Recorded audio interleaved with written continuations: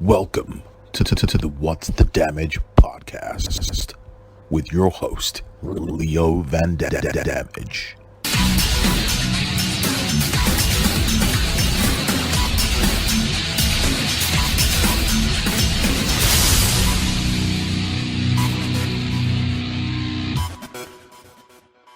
And we are now live. Hi guys, this is Leo Van Dammage here, and I am doing a podcast today from my car outside Crossface MMA gym in Watford, and I'm currently sitting with David Lee. How are you, man? Very well, thank you. Good. Dave, first off, man, really appreciate you giving me the time today to sit down, have a quick chat with you, talk about MMA, talk about UFC 205, talk about your gym and how everything's going. I know you're super busy. First off, how's business? I know I asked this question before, but I want everybody else to know, how's Crossface MMA doing, and how are you progressing right now? Yeah, no, the Crossface our gym is going really well. We've got a great location slap bang in the middle of Watford, so everything's going really well here. We've got a great bunch of guys here, like training. The team's really good. The fight team's really good. The jiu-jitsu team's pretty good. We're collecting medals, collecting belts, and gaining some great experiences. You know what I mean? We're having some good times, and that's kind of what that's what we're all about, and why I started doing this. You know. Cool. You just so a lot of people do and some people don't, and know your background, black belt Brazilian Jiu-Jitsu. Yes. Yeah. And is that through Icon? Yeah. I mean, my jiu-jitsu. I mean, my first my first experience of actual live Brazilian Jiu-Jitsu was in California, and I jumped into an old. I think I was out in California back in early 2000, and I was training with Eric Paulson out there, and he covered up a jiu-jitsu class at the academy. Right. So I jumped into that, and it was with no gi, so it was kind of the same sort of stuff I was doing with Eric anyway, and like the MMA stuff. So then when I came back here, I started training jiu-jitsu. It was over in Slough, and this was with a couple of brown belts under Zé Marcelo, who's still now my coach. So I started training in the gi with Zé when I was a white belt, and I'm still training with him now, and I'm constantly progressing. Yeah, I've been a black belt now for like coming up to 4 years. So it'd be 4 years in July, I think, next July. So Jesus. Yeah, so 3.5 years. So time flies, but I'm pretty loyal. I've never really. I mean, I've trained in a bunch of jiu-jitsu places if I'm away or if I'm traveling anywhere. But as far as like representing a jiu-jitsu team, the Icon jiu-jitsu team, I've represented from the start of the Icon team, and back from when I was a white belt. So when I started doing jiu-jitsu, I started down at Fight Factory. Yes, yeah. With Luis Ribeiro and Abel Martinez. And obviously I've rolled at Crossface a few times. It's just due to just a crazy work schedule, having a family, kids, and everything else. Obviously, it's your life. For me, I wish I had more time. Well, but the thing is, some people make it work. Yeah, the thing is, for me, I just, I mean, when I first started out, it was again the same sort of thing. I did, like judo and karate as a kid, so the martial arts was very familiar to me. And then I'd left the martial arts when I was like coming up to a teenager, and then it kind of reintroduced itself to me when I was maybe, I don't know, like 17, 18. A few of my friends were starting to do karate and stuff, so it got reintroduced to me. And when I started, I went along just for a bit of fun and hobby, it wasn't to get fit. I was never really unfit. I've had manual jobs and stuff, but I went back because it was just familiar to me. Yeah. And then at the time I was doing a lot of music. It was quite funny because my friends that I used to be in a band with, I used to play guitar in a band, and so my friend always said to me, why are you doing this fighting stuff? It's really weird. Why are you doing that? Because like as a musician, it's kind of, a lot of people think of it as a kind of quite a turn of events for me to go from playing music and doing that and then like going training and like fighting like from a layman. So I said, well, no, it's pretty similar. It's just both the same. It's both the same thing. It's an expression it's an expression of yourself. It's, I've heard John Jones say that. What it is, it's an art form. Do you know what I mean? And like for me, when I was a kid, I was big into like watching Bruce Lee movies and stuff like that. So when I went back into the martial art as a like in my late teens, like 18, 19, it was like I started back doing karate like I used to do, because I was a black belt karate back then.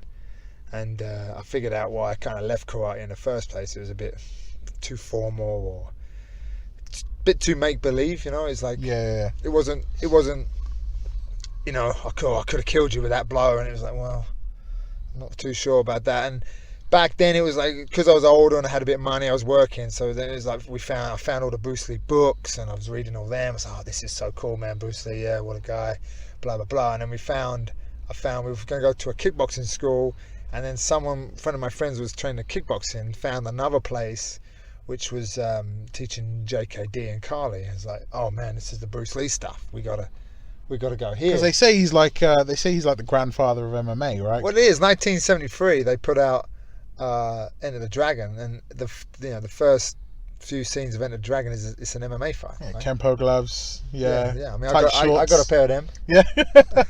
So the GSP style, like GSP stole it, yeah, man. A bit of leather on the shin. I mean, what more do you need? Yeah, that's straight. That was with Bolo Young, right? Was it Bolo? No, the scene was with Sammo Hung. Sammo Hung. Yeah, that's right. Yeah, so, Bolo's in the background or some shit. That's it. So that was very familiar to me. So I started training the JKD and stuff with my. I still try and get a few sessions in every now and then, and get him to the gym and teach a few seminars for me, especially with the Kali and the stick and the knife fighting. I think it's quite good for the coordination and just to help develop the art side of things as well. I get my old coach Winston Scott. He's still teaching JKD and Kali now. He's instructor under a guy in like Hoxton, Bob Breen, who's instructor under Guru Dano Santo. And in that scene, is back when I was doing it, like 98, 99 time, there was a lot of seminars. Like, so there'd be just seminars all the time, and they would always bring Guru Dan over to Dano Santo was like Bruce Lee's right hand man. He's the guy. He's the guy with the nunchucks in Game of Death, right? Yes, he's the guy that kind of really helped, like experiment and formulate like their kind of systems, if it was. And he would be the guy that when Bruce Lee went off to do all the movies, would be the guy to take over the teaching of the schools and stuff, you know. So they would get him over, which obviously I would go to.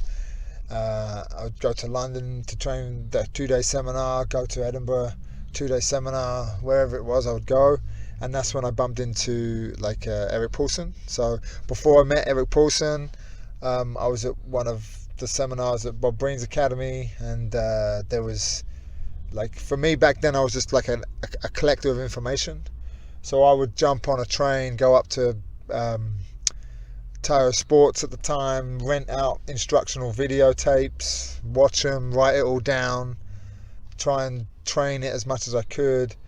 And then I was just fucking going out there and just collecting as much as you can. Just because we didn't have YouTube back then, man. It was like you had to do a bit of work, so that's what I would do, and then we'd just try and train it. And then I was in a seminar at Bob Breen's, and I see like a few of Eric's videotapes, so I grabbed them. It's more. See, I think it's an old leg lock, leg lock, arm lock. Tapes. So I'm going to touch on that because John Donahoe is pushing that leg lock game big time. Yeah, but now. Eric was doing that stuff years ago, man, and like he did 3 videotapes on, like they were called Killer. Well, they're DVDs now. You can still get them on ericpaulson.com, I believe. Killer leg locks 1, 2, and 3. There's like a ton of stuff on there. So and then when I found out Eric was coming to town, because they left him there after a seminar, I'd missed it. So I was up in Edinburgh training with Guru Dano Santo seminar, and Eric was there with him and did like a little workshop in the morning. And then I loved it. I loved his stuff. I loved his way of teaching. And I was like, man, I've got to figure out a way of getting out to the States to train with him. So I talked to him. They're really accessible guys. You know, that's the one good thing about martial arts. Even now, the top guys in the world are accessible. Yeah, you could if you make the effort, you can go and train with them. And it's not like a closed door to anyone. You could rock up at Jackson Winklejohn's and go train with like the guys that have got the belts in the UFC, you know, if you wanted to go over to King's MMA. Yeah, or go over to Ireland and train at their gym with like Conor McGregor's gym. You know, you can John Kavanagh and all that. You can. It's accessible. That's the beauty of this sport. You know, it's not like it's, you know, if you was playing football, you couldn't just rock up to a Chelsea training club. You can just jump in and have a go. You can do that. That's what's really good, I think, about the martial arts. I think to be fair, I mean, that's what I found with so when I started doing it, that really sort of that. Just leave your ego at the door. Everyone is equal, you know, and you just come in and just get down and dirty, man, and roll and get into it. Well, the thing is, I mean, with everything, there's always ego involved, but I try to, like, for me, I try to push out the whole no ego thing, and you know, it does get involved. You know, you get a bit angry here and there, and because you punch each other in the face and stuff, so it can get a bit egotistical, but you know, we're just trying to push each other and get each other better, and I think that's the beauty of the mixed martial arts at the moment. There is no sort of hiding. If you're not doing too well that day and you're a bit tired or you have an injury, it's going to show up and it's going to be highlighted. You can't hide around. You can't walk around the gym pretending you're really tough and you're really good or your level's really high if you're not putting in the work, and if you're not, it will show. Yeah, it's going to show up. You can't hide it in the MMA, which I think is really good, and that's what keeps everyone pretty honest. Yeah, because it's, I think, like, so before the internet, you had a lot of people just walking around saying they were black belts and, yeah, I'm this and I'm that and I can do this and that and all that, and I've got a belt in this art, and it's, you know, now that, like, you can trace the lineage just through the internet. This is a good thing with the internet. Yeah. Back in the day, you couldn't do that. It was, I'm a black belt. I remember going as a kid, like, I don't know how old I was, maybe like I was, oh man, like young. I remember I was still doing karate and stuff, and I got a bit bored with karate because I got my black belt in karate when I was 10 years old. So it's kind of like I've been through the whole just turn up and pay your money to get your belts system. I've done all that, and at the time I wanted to study all this different stuff, you know, and I was watching all kind of crazy movies, and I ended up going to some ninjutsu like class, and the guy was like, you know, I don't know how you become a qualified ninja, but he was supposed to be like the black belt in ninjutsu. And Eddie Bravo has a really funny story about it. I don't know if you ever heard him talk about it, or like Joe Rogan says, apparently he was like went to some real phony dude. Eddie Bravo, for people who don't know, is the black belt at 10th Planet Jiu-Jitsu in LA, but he went there and he learned some phony martial arts of some dude, and then he got into a real street fight and realized that shit does not work, man. Well, the thing is you don't, I mean, I'm sure this shit works on trained killers. I mean, you know. Well, the thing is the martial art used to work, you know, the karate, all the stuff like that. I mean, I can only speak from my experience in like stuff like karate, where, you know, we're going to have a kids class, so we can't really show you everything because you're kids and this and this. I mean, I've got kids that train with me, and I pretty much show them everything, but I make sure I educate them as well in what they're doing with it. So the trouble is because stuff gets westernized, and we want to just, you know, as much as ego's involved, so is money. So we want to like bust out a living, and the trouble is, a lot of, when you get into business, a lot of the honesty and morals go out the window because you want to you know, earn the money. The money. So I mean, you know, that's someone else's, you know, moralistical kind of thing that they want to do if they're happy doing that. But I'm personally not happy doing that. So I think a lot of people contact me with just different things they want to do, marketing this, marketing that, and I'm like, well, look, if I keep my product honest, then people will want it, and that's what I try and do. And the trouble is, keep it pure. You don't dilute that shit. Yeah, and the trouble is, some martial arts, they just make it easy, you know, because then they get more people in. It's like, well, if it was easy and everyone was going to do it, then yeah, great, everyone's making. But then it becomes something that's not, you know, it becomes something else. Or the hard work that people like me have put in to get where they need to be able to be a certain level, it just falls away because, like, somewhere there's a black belt karate that's a super like tough dude that could, you know, handle himself in most situations, But Do you know Simeon Kiyoshev? I think his last name is. He fights out of shoot fighters. He's Shotokan karate. Kyokushin karate guy. He's badass. Yeah. I've seen. But that's that what I mean. dude. They are there, but the trouble is because it's been watered down so much and pushed out too much. And sometimes I can see a little bit now with jiu-jitsu and stuff like that, where it's like, some people are getting to a false sense of security. That's why I love the MMA, because okay, no problem. If you think you're tough, put the gloves on and go spar. It's not an issue. You know what I mean? You have to try to kill each other. It will show how good you are or how good you're not just by the way you move and the way you be able to handle yourself under a little bit of pressure. I've never asked you this just because I've never sort of gotten around to it, but I know, speaking of hard work, you fought in the UFC. Yes. Yeah. Top, basically the biggest MMA promotion in the world. How did that come about? I think it's just a case of obviously the urge to compete, I guess. But well, I was competing. The thing is, for me, I trained with. I went out to California and trained with Eric, and then 2 years later, I end up, in an MMA fight over here.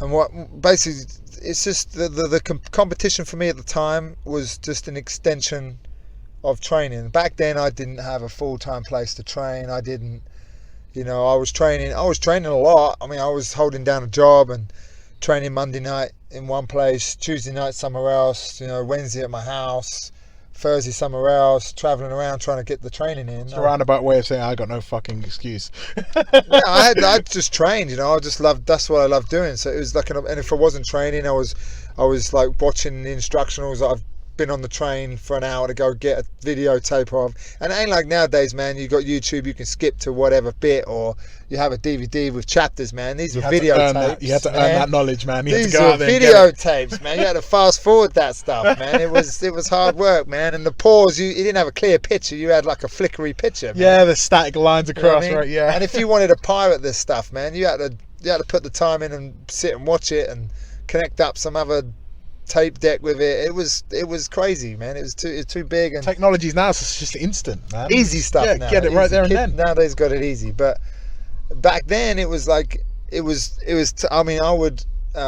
jump on the M1 and travel up to Milton Keynes, train with the guys from the Icon team. It wasn't Icon at the time, but the jiu-jitsu team there with Zay and everyone, and we had a bunch of guys fighting MMA there as well. So I'd go up there and train with them. I would train over my friend's place, who are also instructors under Eric, over in Loughton, just to get the time in. So I was traveling around, taking day off work to go training around my shifts and stuff like that. And I was fighting on what was I fought on Cage Rage 3, I think, or 2 or 3. I think it might be 3. And then it was cool. I turned up I was supposed to fight, but then my fight got cancelled. And then Dave called me up and goes, listen, your fight's cancelled, but if you just want to come and be a bit of a reserve, maybe you can jump in at the last minute, or worst case, you just come with a couple of mates and watch the show. Do they pay you if you're a reserve for that? Well, shit? What happened, I got there, it was at the York Halls. It's hilarious. I get there and I didn't know what was going on, and I got there a little early, and they go, and I'm like, I never met Dave before, so I was like, I went to introduce myself. He goes, I might have a fight for you. I was like, shit. Okay, cool, right, okay then. Well, this is the thing. The guy, he's a little sick. He's waiting for his coach to turn up to give him to tell him, figure out what they're going to do. But if he doesn't want to do it, then do you want to jump in? I was like, yeah, okay, all right. Yeah, cool, fine, all right, I'll do it. And so we still went off and had something to eat. They're still waiting for this dude to turn up, and because he had a bit of a cold, the guy. And then the other guy who was fighting the other, he just took one look at me and wanted to fight me. He just wanted to fight me over the other guy. Easy go. The other guy had skinhead, had tattoos, looked a bit tough, So and there was little me, fuzzy hair and Just before we go forward, so we have just before you go on, just hold it right there. We have a mutual friend, Paul Hammond, Spider Tattoos. He was saying to me just before I came here, and I told him I'm going to go meet Dave. He goes, you know what? He goes, he's so unassuming, but that dude will fuck you up, man. And I was like, I know, right? And he's like, you just wouldn't. People would walk around, they just think little guy, they'd say some shit, and then he'd rock your world. And I'm like, yeah, I know, he's a badass. Only if there was money involved. I mean, I only fight for money. That's the beauty of MMA, man. That people come to me and say, is MMA good for self-defense? I say, yes, we only fight for money. That's it, yeah. Don't fight in the street because we only fight for money. So I didn't mean to cut you off there, but so you were saying, so the other guy took another look at you and was like, fuck it, let's get. I mean, listen, man, I look good back then. I was, this is like, God, this is 2003, 2002.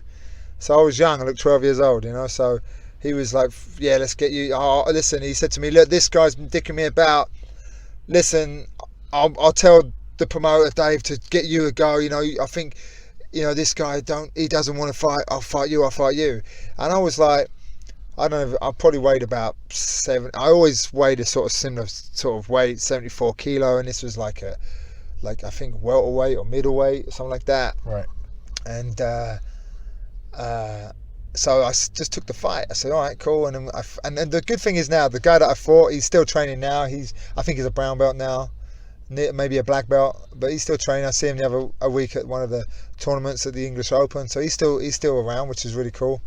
And I ended up fighting him, and I think I armbar him in maybe the first or second round. I forget. But yeah, I do remember. I do remember just being underneath him and his arm popping, and and that was my first fight, and I got paid like £100, and I was like, shit. Oh, they pay you £100. That's how much I got. Yeah, this is knock a motherfucker out. This is back in the man. They don't really pay much more now, right? But yeah, so that was then. It's like, oh well, I got paid.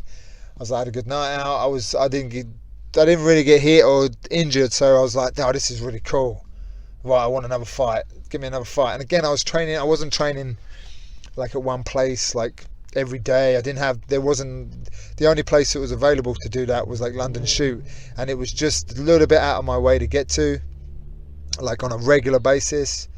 Like have they always been in Park Royal? No, they were back in I think they were under like a railway arch in like Kilburn or somewhere, like I don't know where they were, but just sometimes I think with different gyms, even now I think sometimes you get pulled to certain places, so sometimes I would travel to Milton Keynes because that's where my team from like where we was in Slough would migrate to. So sometimes, like especially around here, it's easier to get on a motorway and travel 45 minutes because to get to like traveling 45 minutes into London, you'd get like 5 miles down the road because of the traffic, and exactly, and I might have to take 15 different trains to get there or whatever. So, but sometimes I think sometimes people have like a pull, they have a magnetic pull with each other, and certain people, it's like if you open up a school in one town and then 3 other schools open up, it's not that big of a deal because certain people will migrate to your personality, your kind of, the way you teach or whatever, and someone else down the road who teaches a little different or is a different type of person, other people migrate to them. So the same way you have a circle of friends, the same thing with like different gyms. So I never really went over to London Shoot for some reason or whatever. So I just couldn't get there. So I was training different places all the time. And I was doing all right. I was fighting on Cage Rage, and I had a five fight win streak, I believe, at the time. Fought back when they was at the old Wembley Conference Centre, and Dave really treated me well. It was really good. So back then, I just acquired a new manager. Well, no, my first manager probably, and he was like, "Oh man, I'm gonna get you some fights," and I think the first fight he ever got me was like probably UFC. How many fights did you have in the UFC? I only had 2, and again I remember being in the gym and he coming in, like my manager at the time coming in and going, talking to my training partners and going, "Oh, it's really cool, Dave's in the UFC," and they're like, how did you even get that? That's ridiculous. And then he's like, "No, he deserves it." And he goes, "No, he don't.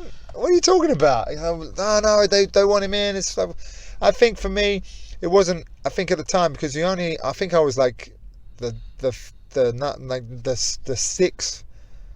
fifth or sixth like English guy to ever go out to fight in the UFC in the States.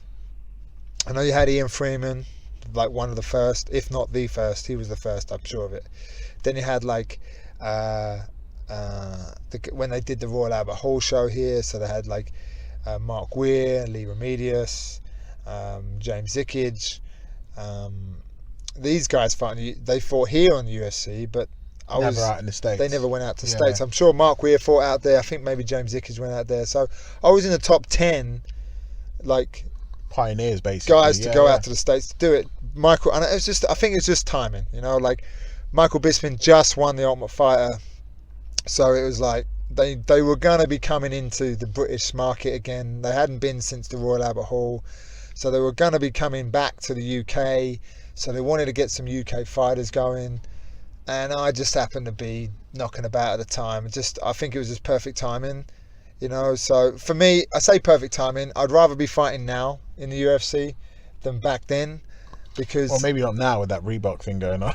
Well, you probably earn more money doing what you're doing. As long as I got a black tracksuit, not a white one, I'll be alright. I don't like doing all white. I think it's a bit weird, bit old disco kind of style. But yeah, I mean, I think for me, if I had an opportunity, maybe 3 or 4 years ago rather than 10, but I'm still super grateful for having that opportunity. Like, people would pay money just to have the experiences I had. I got flown out to California. Travel. Where was your fight? Vegas? No, it wasn't Vegas. It was at the Pond in Anaheim, California. Okay. And I thought they might train you in California and then drive you out. No. When I got I used to laugh myself to sleep, man. When I got the contract sent over, because it was just ridiculous. It's like, this is crazy. Better money though, right? Yeah. It's best money I ever made. Like fighting, especially here, I would get maybe, I don't know, 500 quid, 600 pounds, something like this for a fight here. And I was just starting out here, so it wasn't like I was, I remember having a fight with at the Cage Rage, and I was I thought the guy was going to tear my head off, and he took me down, and I just slapped on a triangle and got a really quick triangle. And I remember having a interview with Stephen Quatros, I think that's how you say his surname. And I remember saying to him, he goes, well, what do you want to do? And I remember saying to him, man, I'm right now, I'm a nobody, and I want to be a somebody, yeah. And 2 fights later, I was fighting out in the UFC, and it was just bizarre, man. I'm like, I signed the contract to fight, and I thought, who's the guy I'm fighting? Who's the guy I'm fighting? And it's, this is this guy, he's fought King of the Cage. He just beat Uriah Faber. He just beat Dwayne Ludwig. He's like got 8 wins. He's undefeated. I'm like, oh my god. Wow, what am I going to do? Say no? Yeah, exactly. I'm not going to say no. I'm going to go screw it. Throw down. Yeah. I'll do it. And it was bizarre. Flew me out. I went straight away. I called Eric and went out and trained with him. And then even just because when guys know that I try to keep it quiet in the gym, because when guys started to find out, like 2 days in, that they were a bit pissed up, like they were like, what how's he got this shot, this little bumbling English guy. And like Eric's gym at the time was a little gym in Fullerton. Was it Fullerton? It might have been Fullerton. I know where it was. California, right? But it was full of like Josh Barnett was just getting ready to fight Nogueira, I think, at the time. So he had Quinton Jackson coming in to help Josh prepare for him. I think the one English guy there, James Thompson, was there helping him prepare for that fight. I think he was going to be fighting in Pride soon. Cub Swanson was there. There was a bunch of guys there, man. I mean, it was just, I was in awe training in that gym at that time. I mean, it's like when I've been out to American Top Team. You fought ATT? No, I went. What happened with? I trained out there quite a bit. That's what I meant. Train. Yeah, I trained out there quite a bit. Normally what I would do is I would fly out and go to California and then meet my folks and my girlfriend over in my aunt's place in Florida. So I go out for a few weeks to train and then drop down into Florida to relax for a week and go home with them.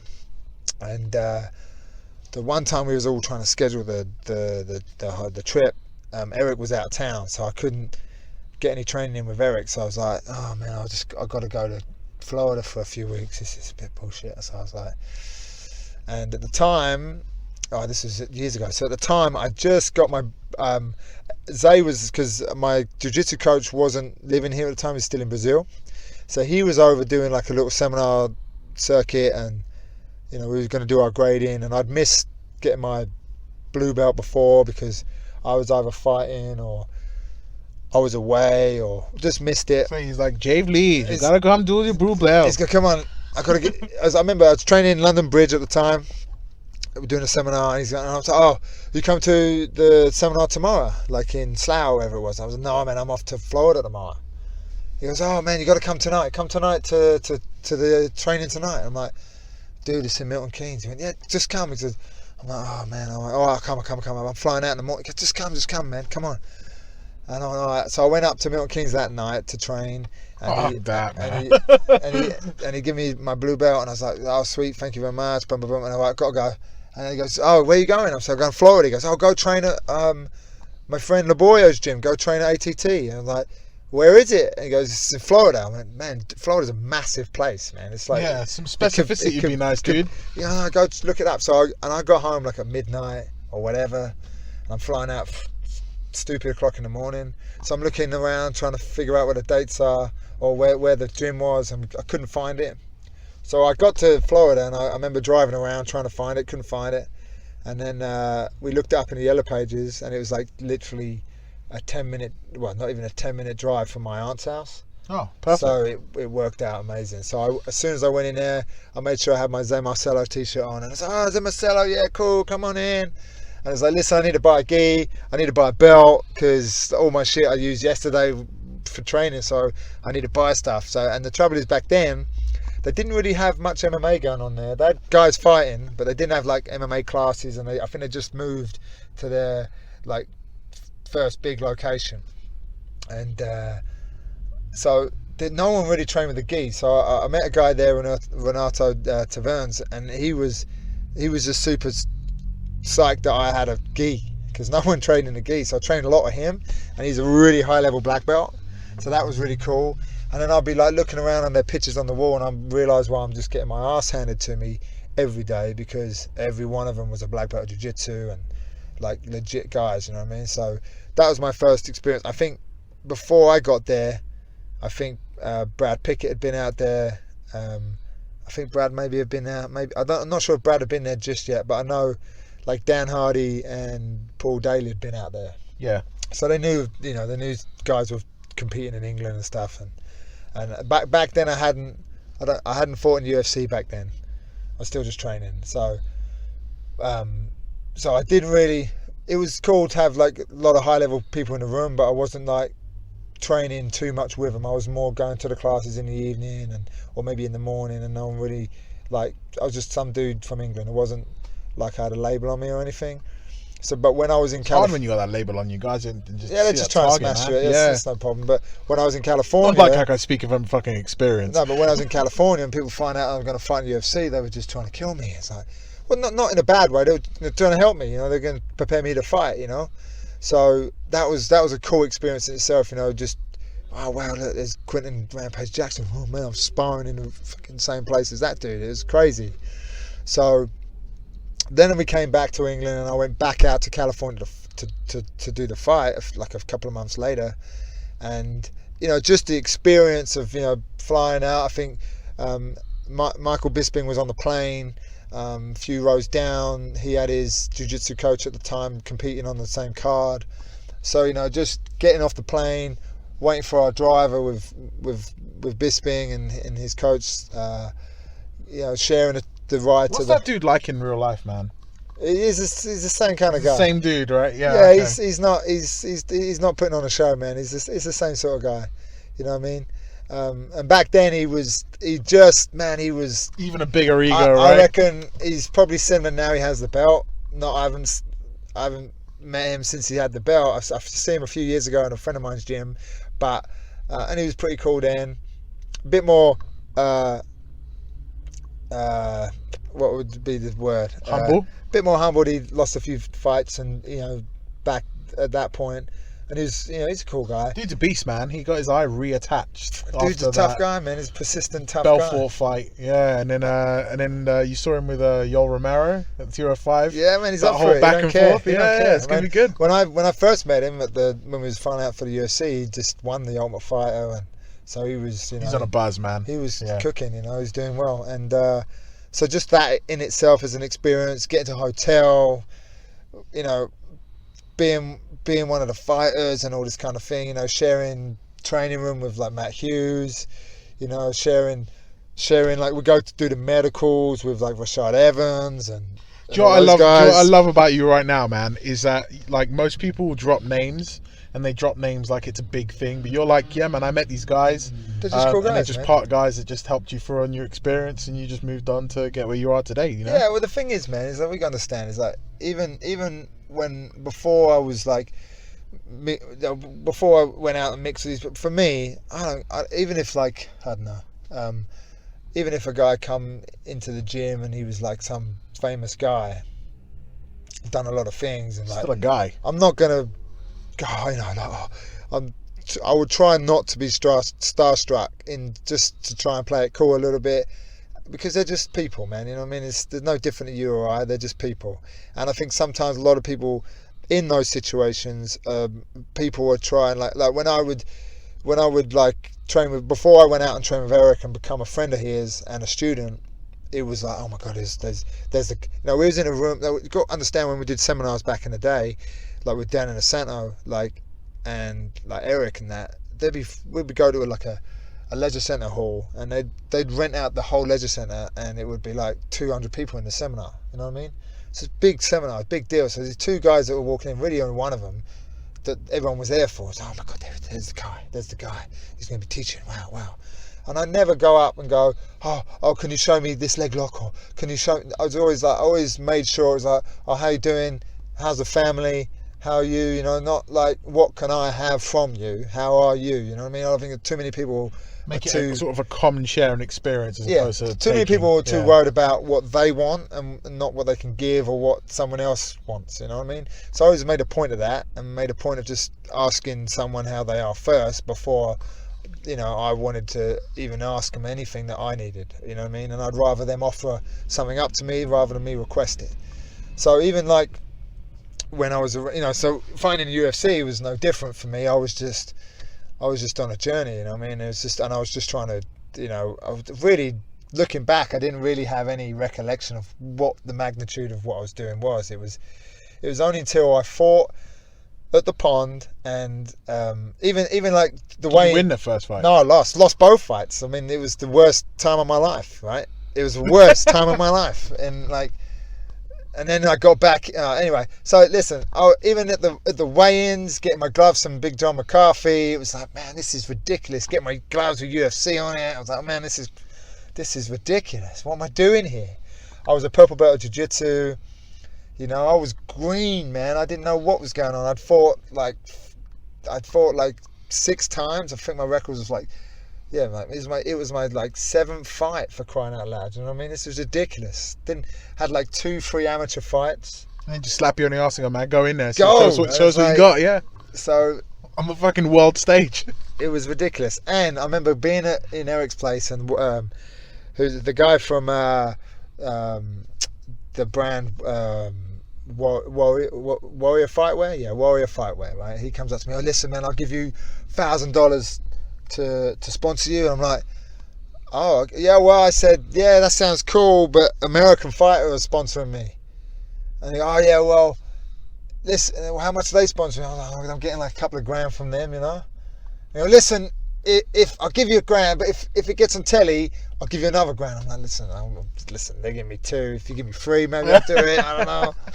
And then, dude, that's the type of conversations your manager needs to be having. that's no problem. But I was in the gym, and I remember like whatever, and then because my fight was the first fight on, but undercard. Yeah, first fight of the night. That was me. I was on at 6 o'clock or whatever, right? So even I can remember. I can't really remember I can remember bits and pieces, but standing just outside, like where you're gonna enter, and I think Tyson was behind me. I was in front, and I went out first, and it was like, oh shit! I'd fought. The biggest place I'd fought at was the Wembley Conference Centre. Yeah. Yeah, I know. Yeah, it wasn't big. It was like maybe held like, I don't know, like 2,000-3,000 people. This place was like, there was just like, I think there was like 4 layers of people. It was massive, you know. It was like, what's going on here? This is like crazy, you know. So I walk out, and I'm like, right, got to fight. So you bit tunnel vision, you know what's going on. And then, I don't even remember really the start of the fight at all. I don't remember like Bruce Buffer announcing my name or anything. I don't remember that. Does Bruce Buffer actually announce the names on the undercard? I didn't know that you did that. Yeah, man. I thought it was only the. This was UFC 63, man. This wasn't when you had a fight night or any of that stuff. It was, and it wasn't like there was fights every week. It was he did it all back then, you know. And even that just the experience is cool. I mean, the results were terrible for me. But, you know... But the lessons learned are what are you going right? to do? You're not going to turn that down. You're going to... Back then, no one knew you could have a career in fighting. No, I was like the 6th guy to go out there and fight from the UK. It was like ridiculous. You know, so... And then when I came back and I found out they put the fight on just before the main event, I was like, what? I was like, oh man, I was even down on that. I was like, I can't believe they've stiffed me.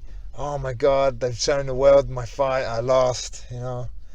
But hey ho, and I got back, and I think my friend was fighting at the conference centre a couple of weeks like after, and all the guys that fought here, I thought I'd get a bit like negativity from them, but they were all cool. You know, I saw your fight, well done. You know. How did you lose? I got choked. I remember looking. What happened? I remember reading or listening to an interview from Tyson Griffin, and he's going, oh, I know this guy's going to come out and try and take me down. He's like a submission guy, so I'm prepared for that, you know. So I thought, well, if he knows I'm just going to try and jump near him. Fuck it, I'll just pretend like I'm going to take him down and then try and fly near him. And my friends in my corner were like, what? No, don't do that. I'm like, no, I'll try it. And I did it, man. I caught him, but just with like the more, not so much the tip of my knee, but more my thigh. And he didn't have a neck, man. He was a stocky, muscly dude, you know, and he just took it. And then from there, we stuck together. I got taken down. He took my back, and I was all cool with it. He took my back, which is on their like trump card, yeah? Yeah. Which is even more annoying, yeah? That I got like a little... Like I got that sent to me by some weird dude some like devoted fan in like Idaho or somewhere, you know, in middle America, who's doing like, listen, man, picture you getting your back dude taken. I got an email from this dude, like, and in fact it was like within about 2 months of space of time. It was weird. Like the guy contacted Zay, I think, because he knew that there was something on a website saying that I trained with Zay. He contacted me and said, oh, I've just gone through all the Americans, like getting their signatures and doing like a collection of UFC fighters and stuff, and I'm starting now to go with the European guys. I wonder if you could sign some pictures and send them back to me and stuff. And I was like, yeah, cool. And he sent some pictures for me to sign, and he sent this little card. I'm like, what's this? And there's me on this like collector's card, like a trump card, yeah, you know? top trump kind of thing, yeah. I'm like, oh my God, I'm on a this is pretty cool, man. That's what I really want to keep it, you know. And I'm like, I can't keep it, I'll just sign it and send it off to him. And then but plus like I lost that fight, so I don't want, you know. Yeah, you don't want the memory. So and but it was cool, you know, to be on that. I mean, that in itself is pretty cool. And then so I remember he had my back, Tyson had my back at the fight, and then I remember looking at my corner, because the way you stand in the UFC, your corner's never there. They're always like over somewhere else. Yeah. Which is kind of disorientating at the time. You got to figure out where to go. And I remember shouting at me, Dave, and I looked straight over and went, yeah, defend your neck. I went, yeah, no pop. Oh, fuck. And I was like, oh, man. Oh, shit. I couldn't believe it. I was like, oh, well, that's that done. So if you hadn't looked when they called Dude, well, maybe. If I'd have knocked him out with that knee, I would have had like... Back then, the bonuses weren't that big. They were like a 20 grand bonus. It's a lot of and money. I was like, man, if I knocked him out with that knee, I could have made some money. But then, like, I get here, and then obviously, like Fighters Only magazine, and then I'm in Fighters Only magazine. Like you open the page to like the content page, and there it is, my picture, like the flying knee, just splattered over the front because it was a cool picture. You know what I mean? Yeah. It's even on the back of the DVD that they put out, but yeah. So there it is, like Fighters Only magazine, double page spread of my knee. And I'm like, oh. So it's like cool picture, but I lost the fight. So it's like, oh man. So then I got another shot at UFC 70, and they put me against a brown belt jiu-jitsu at the time. I was still a purple belt, a brown belt jiu-jitsu Junior Sunsao, and I had I wasn't training like full time. I had a job, and I would train in. So you didn't have a full camp kind of thing. Well, I didn't know what that was. What's a camp? Like, I don't know what that was. It was like. It's just we were just training, so it wasn't like. It's just like a different comparison, man. Because like for me, I know MMA is you got your camp, you got a 6-month camp, like that. But it's not like that back in the beginning day, man. Listen, man, my amateurs trained more than I did when I fought in UFC. For sure. They train twice a day. You know, I got a couple of kids now going to fight soon for a title. They're training twice a day. They got a full size cage to train in. They got access to like a facility. I didn't have any of that. I was like training in my shed in my garden. I was training like at gyms around up and down the M1 and M25, just makeshift gyms. Did they even have cages in those gyms? They didn't have a cage. They didn't have a cage. No. That was the only people that had a novelty cage at the was time, like people at the shows. It didn't have a cage. You only felt the cage when you fought. You don't need it, but it's good to have. It's good to have, and you need a bit of room. That experience and then get in there and like size up the way it works. Because I think, well, obviously, I'm guessing I've sparred in the cage, but it's been like a mini cage. Yeah. But it is a very different feeling, when you're backing up on a mat, and then you're backing up against a chain link fence. Yeah, it's a very different story. Yeah, it's a different thing, especially you got your head stuck in it. It hurts. It's not nice. That's why, like when I had gyms before. Like smaller gyms, we didn't even bother getting fences in, or we didn't have the room to put a cage in or anything like that. So we just kept it, matted wall, and the matted walls and much. I mean, when we used to have my old gym and it was literally just matted floor, matted wall. I used to hang out on the wall because it was easy. I just hang out on the wall. The fan is solid, but the fence is different. The fence isn't solid. It's not nice for you to lean up against, or you get your toe stuck in it, you get your ear stuck in it. It's not nice to. So now, you can hang out on a post where there's a bit of padding, but it's so the game changes a little bit when you've got a cage. And thankfully now the gym I have now, you've got a full size cage. We got a full size competition cage. Am I right in saying the UFC cage is even bigger than that? Yeah, my one is a 25-foot cage. Right. So this cage is the size you're going to probably fight in over here in most shows. I think maybe the only show that uses the bigger cage is maybe Bama. When I used to do my show in here in Watford, the one time, because we used, when you promote a show, you hire the cage in, and I think at one time there was like at one weekend there was a bunch of shows that weekend, and the only cage that was available from the company was a 32-footer. So we had that, and when you're in there, in that cage, it's a little different. And like the UFC cage, I believe, is a 32-footer. Yeah, it's bigger than yours, which is 25. It's 30 feet. So it doesn't seem that bigger, but if you think about it, you got another, pretty much another like 10 feet. Yeah, 7 feet circumference. So it's a lot.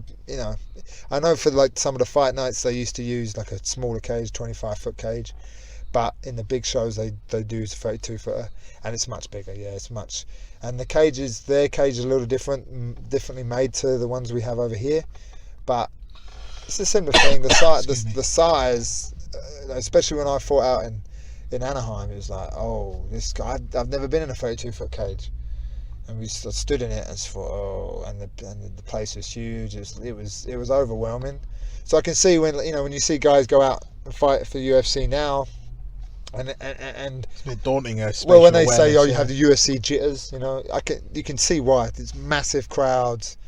And even on the small cards, man, even on cards that don't rack in like a big still a lot of people ground, there, like yeah. Gates, there's still loads of people that go down there. Yeah, but even then, it's like even if there wasn't that many, like when we've been over to Sweden and fought on like Superior Challenge, and they had I think it was an ice hockey ring or a basketball place, and the place wasn't full up. It wasn't to its capacity. There was no way full of people, but it's still, wow, there's a lot of folks. This is a lot of room here. I mean, it's different. So, the air travels round differently. It's like if you played football indoors or you played outdoors, it's a much different environment. So, it's like if you train or spar in my cage at the gym, and then you go to somewhere where it's the cage is the focal point, and it's a bigger arena. Then it changes your perception of what's going on. Yeah, because I mean, your gym's like in your gym now. You got your sort of. It's kind of like the mats and the gym are sort of side and side. Yeah, it's not the focal point of the entire room. No, the good thing with our gym here is because we've got like everyday gym goers in the gym as well, as opposed to all the guys competing in MMA and stuff. The real good thing with the cage, especially because it's off the floor, it's a competition cage. It's 1 meter off the floor, so it's above eye level sort of thing. It's good for the guys that are starting out and competing now, because at some point when we're sparring, if it's a busy night, someone's going to be standing around. There's some eyes on them, So that's really, even like if the guys are going to compete, instead of like 3 or 4 of us, 3 or 4 pairs of people in the cage sparring, we'd dip them out and just put 2 people in, because even that's different. If you're sparring guys and there's 6 of you in the cage or on the mat, and then all of a sudden it's just you and one other guy and everyone else in the gym watching you, it's a totally different thing at all. So we can replicate it a little bit better now. So through like my experiences and the way I was like brought up in the martial art from when I started fighting and training, again it goes back to constant progression. There's no point, like for instance earlier today, I come in and I say, oh yeah, I've just sorted out some car park stuff, because it's a town centre, so the parking around here is pretty crazy. And I was, I just met the guy from the car park, he's going to sort us out. And he's like, oh, you mean sort you out? I said, listen, when I say me, eventually that turns into we, because I'm not going to I'm not selfish. I'm going to make sure that I help everybody. It's like for me, it's like you saying it's tough on your time schedule, can't make it work to training. So for me, I had the same thing. I was holding down a job, and then it just got to a point where, listen, if I make this my job, if I make this what I do, then maybe I can go to train every day and get paid to do it. It's no different to be really like a small time drug dealer, right? Because when you back at, I was a musician, man, so I've been to the dark side, so when you needed a little bit of this or that, you'd be the guy to go score something, and then you buy a bit of bulk, and then you get your stuff for free, right? Right, yeah. So it's the same thing. It's the same thing. That explains the DMT comment you made earlier. Yeah, this is the same thing, because I just go off and get the information, come back and tell everyone it, and now I'm running the gym. That's all it is, So I'm running the gym because I want to train every day. It was never a business decision. If it was a business decision, it would have been the worst decision to make, because sometimes there wasn't enough students and enough money to pay rent. It was like I was dipping in overdrafts to pay rent on a warehouse, just so the guys can, This is when you were down in Harrow. Yeah, basically what happened is I started teaching. I would train with Eric, and I never went to train with Eric to become an instructor or any of that kind. I went to train with Eric to get knowledge and learn stuff. I started training jiu-jitsu not to become a black belt in jiu-jitsu, because I wanted to learn the art. just to get a black belt in jiu-jitsu, it took me 12 years. So it's not like I'm going to teach overnight. And you wanted to learn high-level problem solving, man. That's what that is. And the same with Eric. It wasn't like you go train with Eric for an hour and a half and then boom, here you go back and teach everything. It wasn't until like I've been out and trained with Eric for a few years, and he goes, "Oh, when you get your guys to do," and I'm, "What do you mean, get my guys? What are you talking about?" He goes, "Well, when you get your guys, when you train," I'm like, "What do you mean, my guys?" He goes, "Well, when you're teaching." I'm like, "Well, should I be teaching this?" Or he goes, "Oh, listen, man, you're going to learn it more if you teach it and communicate the problems."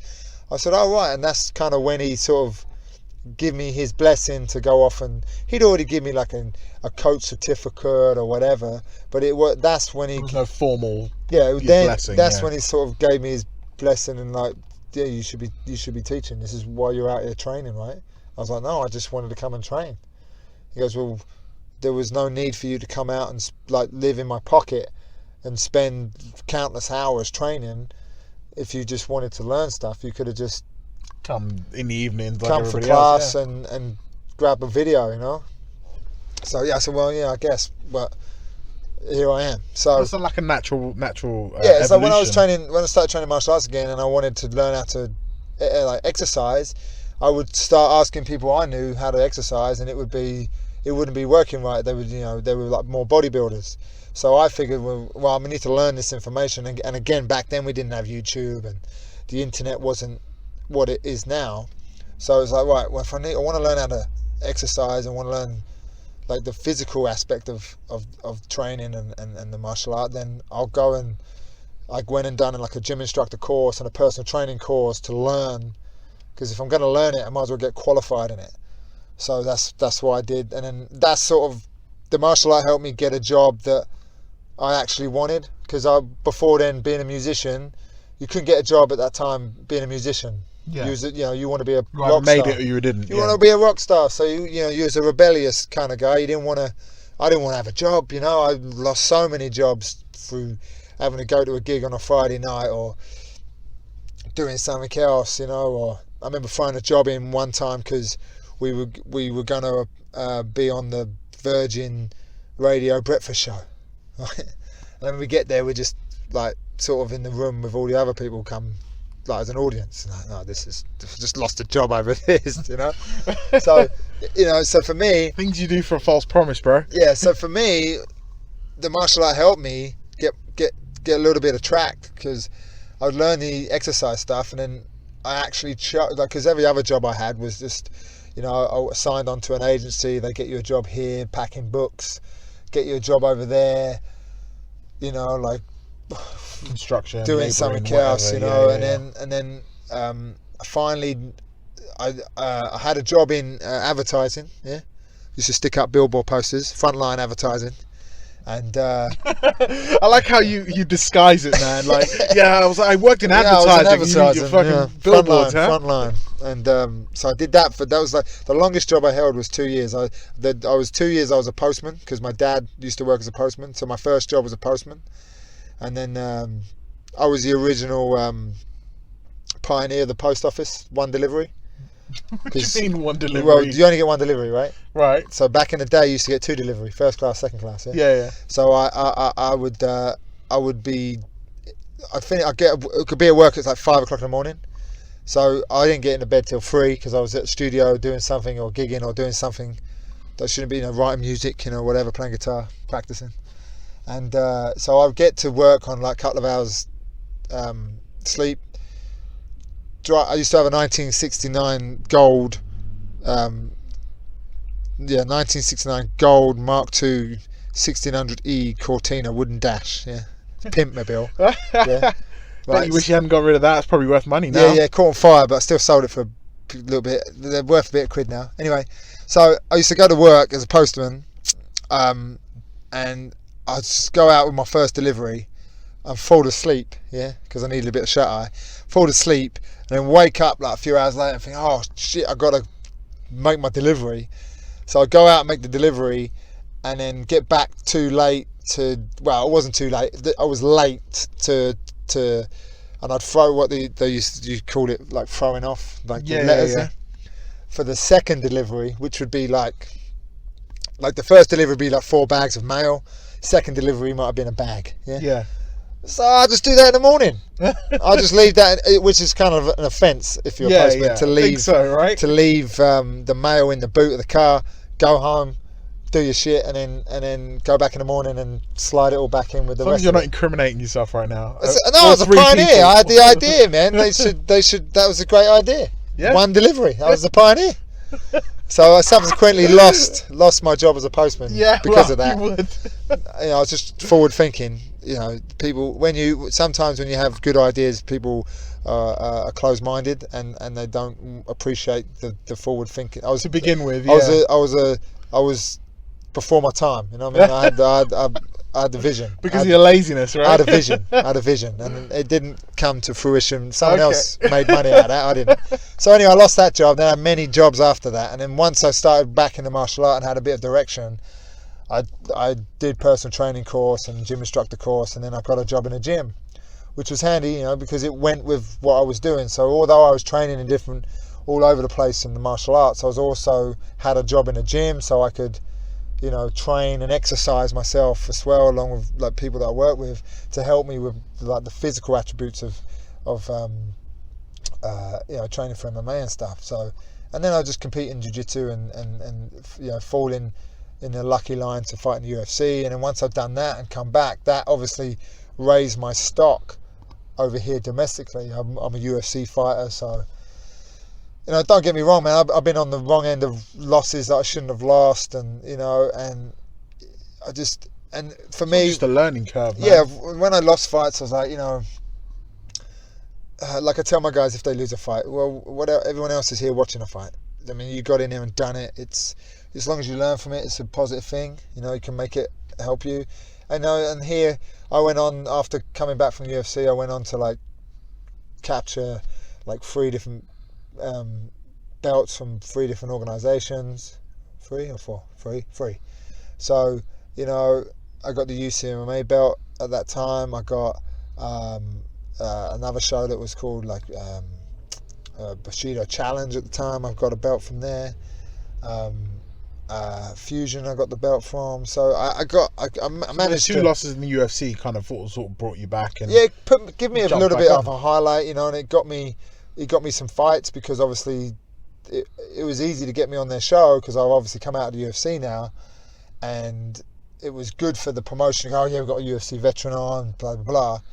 So it got me a little bit of exposure through that, and again, I went on to I'm not the I wouldn't say I'm not the best fighter in the UK, but I've been ranked top 5, top 10, while I was fighting, and so and I've never really set out to be the best guy in the world, because back then it wasn't like guys come into the gym now and they're like, they've seen the order, because this is like we only had like I don't know what season Bisping won the Ultimate Fighter on, but it wasn't like, what's it now, like 22 seasons, so people like 25 or some shit, seen it all, and people it's the same thing every year. People email me, I want to train UFC, I want to do UFC. Yeah, it's not the same thing. It's like, what?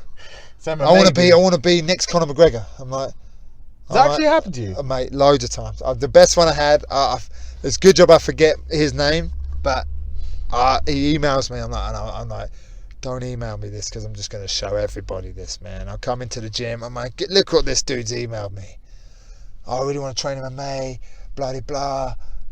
I think I'm the next Conor McGregor. I want you to be UFC champion. I'm like, you're fucking kidding me right now. No, this is straight up, man. This is straight up. This is straight up. I'm not joking. I'm not telling a lie, right? And the kid comes in. He wasn't that young, to be fair. He was, well, he had a bit of a beard, but I mean, maybe he was young, but he was 20 odd, maybe. And the best bit about him saying that he wanted to be the next Conor McGregor or whatever, next UFC champion or whatever, was he would come in. He didn't know a thing. He wasn't like he'd been shadowboxing at home or anything. He didn't know anything. And then he just sat on the couch at the gym. I'm like, dude, you got to do more than sit on the couch, you know that? Oh, but you've done like an hour. What the? Come on, you can't just walk off. I'm sparring in the cage, and he's peeling out, and I'm like, dude, where you going? I said, dude, you got to do more than just watch and sit on the couch if you want to be UFC champion, man. He lasted about a month, if that, I think. Like a really sloppy month. It wasn't like he went in hard for a month and fizzled out. You get it all the time. I get it all the time. People calling me like, I want to fight UFC. I'm like, that's a term. I fucking hate that term. You know when someone says, "Oh yeah, so I train UFC." No, dude, no. Well, it's MMA, man. It's MMA. A lot of people like that, you know. Or a cage fight. I'm a cage fighter. I'm like, well, I've never fought. I fought in a cage. I've never fought a cage before. Yeah. So maybe, but some people, you know, it's just people. I mean, it's good now. People even know what it is. So it's great now that the UFC have pushed their shows, and you know, with 200 shows down the line, and you got Madison Square Gardens, man. They were for years they weren't allowed to do that. It's great that the I mean, I'll go to restaurant and the guy's like, maybe he trains at the gym. Oh, you fight MMA? Okay. This is the Lahore place, right? You keep going. Yeah, it's hard for me to, because I got my years. Like they say martial art changed your life. You know, a lot of people say, oh yeah, the martial art changed, but for me, it just changed my ears. Yeah, right? It didn't change. You got the cauliflower ears, so I can't really hide the fact that I'm too small to look like a rugby player, right? So they always, oh, you fighter. I'm like, what gives you that idea? Your ears. Ears are sticking out like sore thumb. But they're great for my kid to hang on to when she's on my shoulders. So. but even the guy in the shop, like, oh, did you watch the fight? So you're going to watch the, you know. So the fact that, like, people didn't know what it was back in the day, you know what I mean? Like 5 years ago even. People didn't have the exposure they have now. You know, what with the internet and the shows being much bigger and then having more presence in the UK. So that's done great things for the, you know, like when I fought in the UFC, there wasn't gyms everywhere. I was traveling, you know, I was traveling everywhere. I mean, I had to go to California to get some seriously high level MMA training from like the likes of Eric Paulson. And now somebody can come to Watford and do the same thing. And well, you can go to Watford. In most towns in the country now, there's something going on. By the way, dude, that was a bump up to you, but I don't think you caught that. No, but most towns now, you're going to have a place, you know, where there's.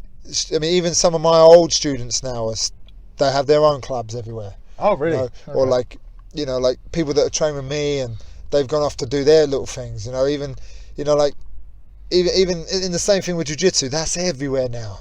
It's not just in little pockets of places. So just to fly off a little bit, sort of tangent on that. I came across, you know, when you say jiu-jitsu's everywhere, right? I came across I'm not going to mention any names, but you'll know exactly what I'm talking about, right?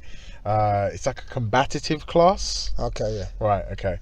So I used to work locally to here. This is before you moved up this way. Yeah. And they were training around here, and I was looking for a place. I was like, you know, I want to go back into BJJ, start training again. And I rocked up there and was like, okay, cool. So like, I'm not by any means like, you know, not all blue belts or white belts or black belts are created equal. You know what I'm saying? So yeah. I wouldn't say I'm a blue belt. I wouldn't say I'm a superly high level white belt. I can hold my own if I roll. My cardio is horrible because I used to smoke. I only recently stopped, and but I went down there. I was like, okay, cool. You know, I can do shrimping. I can, you know, it's not a problem. These aren't exercises apparently you were showing here. And I was like, right. So when are we going to get to spar? When do I get to roll against somebody? And they were like, oh, well, you don't do that here. I was like, what do you mean I don't do that here? And I'm like, no, you have to get a blue belt first. And I was like, yeah, but I've just seen you kind of do whatever it is you're doing. I'm pretty sure I could tap you. Like, I'm pretty sure I could take you on, and I'm not, you know, I'm not amazing at all. And it's, you know, and I've got a friend that's been doing it, and he's doing that as well. And I'm like, you know what, bro?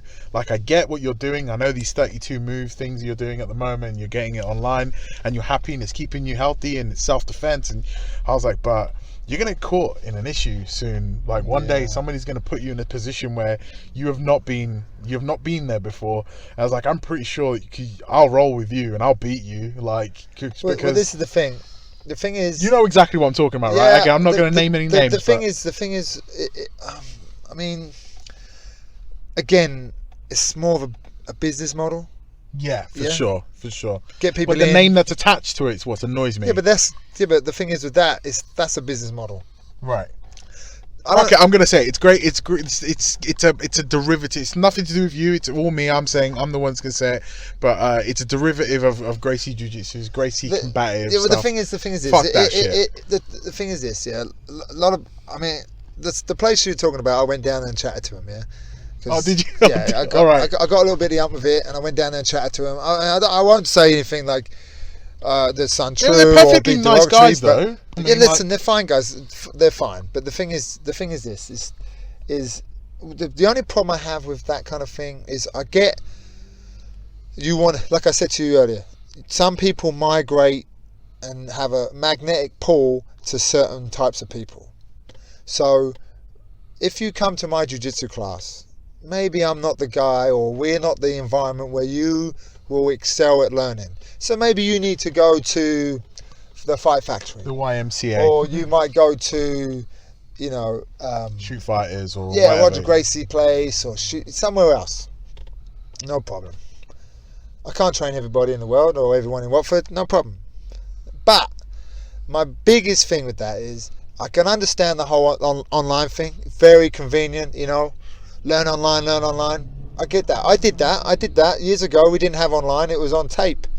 I would get the information off tape, still do it. I see stuff on YouTube, whatever, look at it, I see a fight, you're watching people do stuff, you figure it out, you learn it, you drill it, you train, yeah, I get that. I just don't get giving someone the authority or position to then go and open up a school after maybe 1 year of doing something at a distance, and then go and open up a school, because you're going to open up a school and because you're going to send me money now. So it's a business model. It's what we call in the business industry, or in pyramid scheme. It's kind of almost like that, yeah. But the thing is, and the other thing is, no one's going to really do. Like I said, I went down there, but even me going down there, what am I going to do? Go in there and beat people up? That's not this day and age. Yeah. But I just tried to sort of show them that what you're doing is kind of morally wrong, but it's kind of like a brainwash kind of situation. But for me, like, you come to my class, you're gonna see, and it's good. Listen, it's not a bad thing. It gets people in, and realistically, the type of person, like I said before, that's going to go down to that school and train, they're not going to come and train with me. Yeah, they're A and B I mean, kind of don't people, get me yeah. wrong. I've got a few. They've probably had people from my gym go there, and I've had a bunch of their people who've been there come to me. Yeah. So they're going to exchange, because some of the people go there, they're looking for jiu-jitsu like you did, and realize this is not what they thought it would be, and then they end up at my gym. Yeah, guys come to my gym and go, "Oh, this is a bit too hardcore or whatever." Yeah, or not necessarily hardcore, but this is, we've got to get a sweat on. I've got to get involved with stuff, and it's not what we do. Like MMA and jiu-jitsu it's a honest martial art. I don't say real, because what is real, right? It's an honest martial art. You're not gonna trot around it's like a pebble beach for a tough guy. You can't strut around like you're a tough guy on the hot pebbles of a beach. You got to tread carefully. So it's the same thing when you're sparring. You're not going to pretend you're tough and strong, and you're not. And even the tough and the strong guys will not be egotistical. They would have been through the mill, and the reason why they're strong and tough at the sport is because they paid their dues and they understand what it takes to become a martial artist. They're not just walking around pretending they're great. As it says on my sign on my door, leave your ego with your shoes, and that's it. There's no ego with it. So the thing is, if you're strutting around going, you can't spar until you've had a year in, because I want 1 year's money out of you, that's pretty much it, right? And the other thing that I don't like about the whole Gracie Combatives thing, the Gracie University thing, is the two guys, they're high level black belts from the Gracie family that are putting this out, but it's a business model. Those are the younger ones, right? Yeah. But they're putting it out, and I always remember seeing a video, and it said, how many street fights have I ever been in? This is because the Gracie Combatives is for street self-defense, right? How many street fights have I been in? I've been in none. I'm like, oh, but you're putting out a whole self-defense thing about. But how many fighting. street fights could I have been in? 4. Like, what the I would never go to learn to drive from someone who couldn't drive or hadn't driven. Exactly, yeah. Right? So the other thing I have a thing about, like, self-defense, really, like, people ask me, oh, you should do a self-defense class. Okay, listen, have a nice big gym. I've got a matted wall, a cage, nice. But if I did a self-defense class, it would be 1 week would be in the lift, the second week would be in the stairwell, third week we'd be out the front of the gym in the cold on the pavement. That's how it worked. You'd wear jeans, you'd wear trainers, you'd wear a coat. It wouldn't be on a Shorts, soft mat in a I mean, listen, don't get me wrong. Training self-defense in a kimono has an application, because if you walk around town in your kimono, I would imagine you wouldn't get into much trouble, because you'd look like a lunatic, right? You'd look like a lunatic walking through the streets in a white kimono, right? So you maybe you get a little hassle depending on what time of day it was, but you look like a lunatic. So when are you training? Because what they say the combatives is a different product to jiu-jitsu. It's not. It's jiu-jitsu. You can't tell me, like, for me, I've never been in been in a few occasions in the street, but I've never been in a street fight, and I don't go looking for it. And the first thing, I mean, I helped a friend of mine, my old coach Winston, teach at an all-girls school self-defense, and he brought me in to show some ground stuff. And the best bit of self-defense was the beginning of the class, when they warmed up, when they run laps of the gym. This is the best self-defense right there, running. Learn how to run, yeah? And because learning how to choke someone, learning how to do all this stuff without application, out training it, drilling it over and over and over again, and putting it under a little bit of pressure in a safe environment is useless. I can't also requires a certain level of, like, commitment to do that. You know, some people just have a problem. For years I had a problem punching somebody in the face. Exactly. Well, the thing is this, I've seen high-level jiu-jitsu players want to get into MMA, and as soon as they get punched, they crumble. It takes a lot of man. You ever heard that phrase? Yeah. Everyone's got a plan until they get punched in the face. Exactly. And then the other one is, you know, punch a black belt in the face, it becomes a brown belt. Punch him again, it becomes a purple belt, and so on and so on. Because it takes some getting used to, right? So if you're, and the thing is, with any self-defense type of art, like any not just jiu-jitsu or whatever, anything that's like promotes self-defense, it's like you got to do it in a real environment a little bit. Even if you say, right, we're going to do self-defense in a real environment, so we meet up in the pub and we'll have a go. That's a real environment, right? I'm going to get you into a fight with some dude at the bar. That's a real environment that's been orchestrated, right? So you can't really replicate that in a gym, because you won't have the real reality of street fighting is spit and swearing and someone in your face, and you don't. It's quick. It's fast. It ends quickly, man. You can't address that in a self-defense program for everyday people, because people ain't going to go to a gym and get spat at and sworn at and all. That's not a business model. That's for some hardcore people.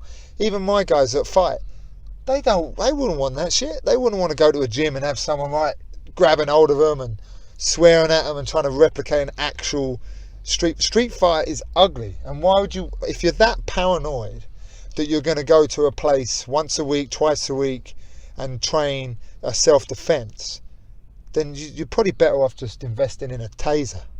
Yeah, or just finding someone who's just a big looking dude just to walk about with you and have a bodyguard. You're better off doing that, because if you go along and learn all this stuff that you haven't actually had to put into practice under a little bit of pressure, and you think that's going to save you in a street altercation, you're very much mistaken, and it's Imagine dangerous. somebody just going, "Oh, don't worry, I got this. This is move number 32 on It's the list." dangerous. No way, dude. It's totally dangerous. Like I said to you earlier, that's why what I do is very honest.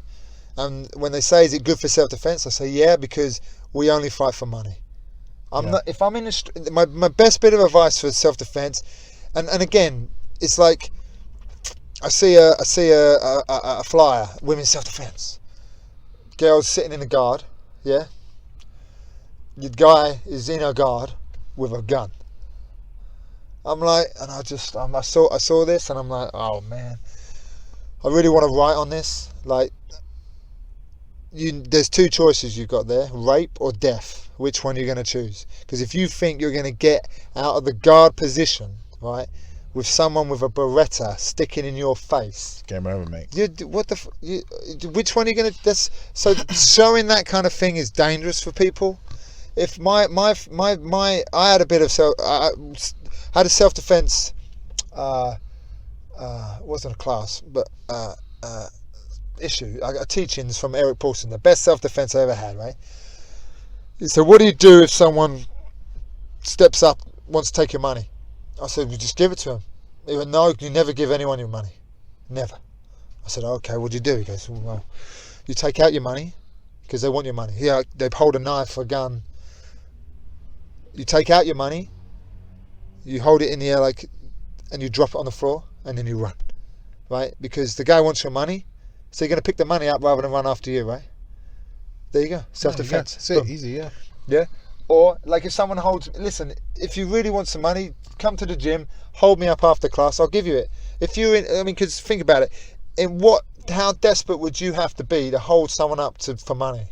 I'd have to be pretty desperate to rob someone. So that person who's robbing someone if they hold me up in Watford, I'll probably ask them, depending on what time of night it is, I'll probably ask them if they want some dinner. You know what I mean? Exactly. I'll take you down the street and get you some food if you're really hungry, if you need some stuff, you know what I mean? Because, you know what I mean? Think about it, if you're going to rob someone, don't get me wrong, if my kid's in the car and you've just or let's say you're trying to steal, if my kid's in the car and you'd hold me up and you want some money, listen man, I'll take my kid out the car, you can have my car and leave if you're that desperate. I can get another car.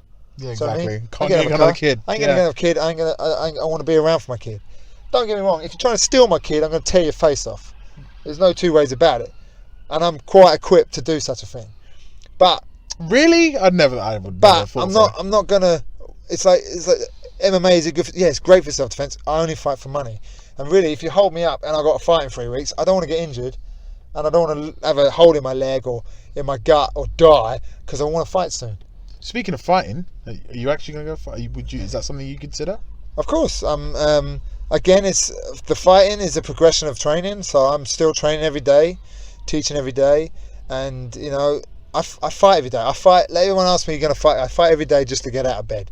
Right. I'm constantly training with the guys that are competing soon, and I'm still jumping in there with the young guns that are fighting. Sometimes it's tough. How old are you? I'm now 37. 37. So I still got a few more years. Yeah. If the opportunity comes my way, then I'll do it. I'm not going to fight for 100 quid anymore. I'm not going to. If it gives me a good experience and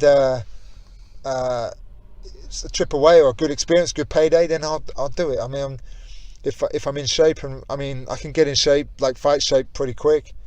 But I'd never say no to nothing. Even if 10 years down the line I haven't fought and something pops up, then maybe I'm always looking to do stuff. The other just because we've been talking for like almost an hour and fucking half now, so I'm not going to keep you for too long, man. I know you want to get home, but you're obviously an extremely educated fight guy, fight fan, MMA instructor, fighter. Thoughts? UFC 205, man. We got Conor McGregor. I know you watched it. Conor McGregor just became dual champion. So it's featherweight and lightweight. Lightweight, yeah. What's your thoughts on that, man? The trouble is with McGregor is everyone either hates him or they love him, and it's those two extremes. I'm a bit of both, man. You know what? I don't like his antics outside of the ring, but I completely respect. But you still watch it. Yeah, but I completely respect his fighting technique, mate. That Well, straight left. The thing is, when he threw that. when he went into UFC, and don't forget, like McGregor back in the day when he's fighting Cage Warriors, my guys when I was still fighting, like when I was active, he was in my division. You know what I mean? He was a featherweight, so it's like I had a little eye on him then, and when he was in Cage Warriors, and then when he goes to the UFC, like he's now on a bit of a world stage, so he wasn't that flamboyant kind of guy back when he was a little bit. You could see it if you go back and watch some of his Cage Warrior stuff, you can see it a little bit bubbling, and then as soon as he got the ticket to the UFC, then it became like proper. He was on it. But the thing is with McGregor, when he won the featherweight title, I stuck a picture out on Instagram of going back.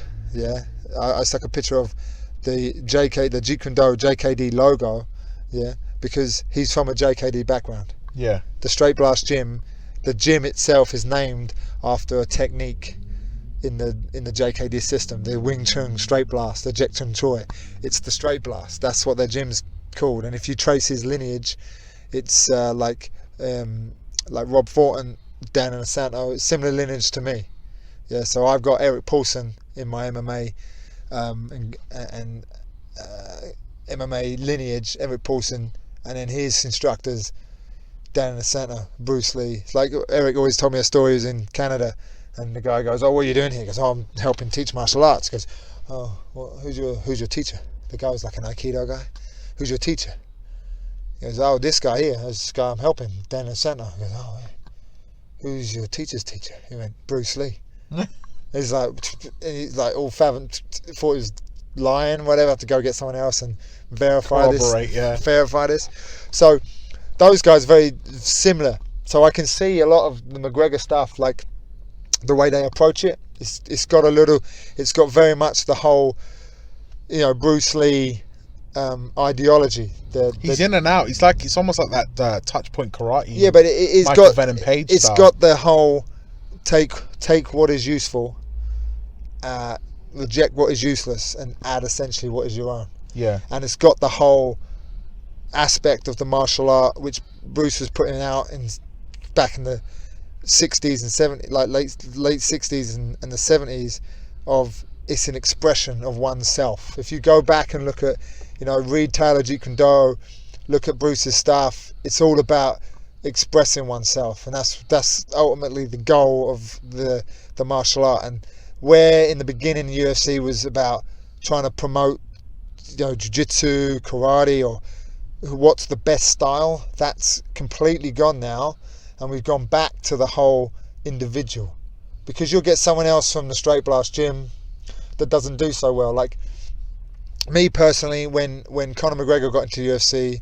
and at the same sort of time Gunnar Nelson was going into UFC, Gunnar Nelson for me is the better martial artist at that time, right? He's the better grappler, so he should be doing better things than Conor McGregor. But Conor's got it. It's become something else, isn't it? It's not just a fight anymore, because he's got guys beat before they've even gone in, because he's wound them it's up. The whole mental game. Look at the way he totally, like a puppeteer, orchestrated the fight with Jose Aldo, and he was over invested in it, and he just caught in flash. And the trouble is with that, and the same with the 205 fight, is you love him or you hate him, it's undeniable. He didn't. They gave him that fight. Yeah, I did say that before. I mean, when he fought like Chad Mendes, Chad Mendes took that fight on short notice.